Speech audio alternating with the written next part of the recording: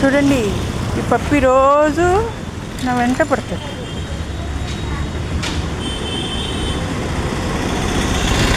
ఇవాళ అసలు నా కాళ్ళకి అడ్డం పడుతుంది అనమాట, నడవనీయకుండా. కానీ ఇప్పుడు అడ్డం పడట్లేదు, ఎందుకంటే నా బాధ తనకి అర్థమైంది. వీధుల్లో పెట్టకూడదు కదా, అందుకే ఫుడ్ అడగకుండా నేను పైకి తనకి చెప్పకపోయినా నా మనసులో బాధను అర్థం చేసుకుని కామ్గా వెళ్తాను.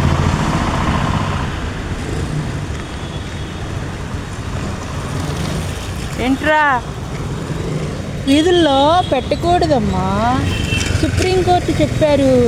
అయినా కానీ మన వాళ్ళందరి మీద అరుస్తారు, బళ్ళు వెనకాల పడతారు, ఇబ్బంది కదమ్మా. మా ఇంటికి రా, బొవ్వ పెడతా, ఇంట్లో తినేసి వద్దు కానీ. ఓకేనా? ఓకేనా? ఓకే.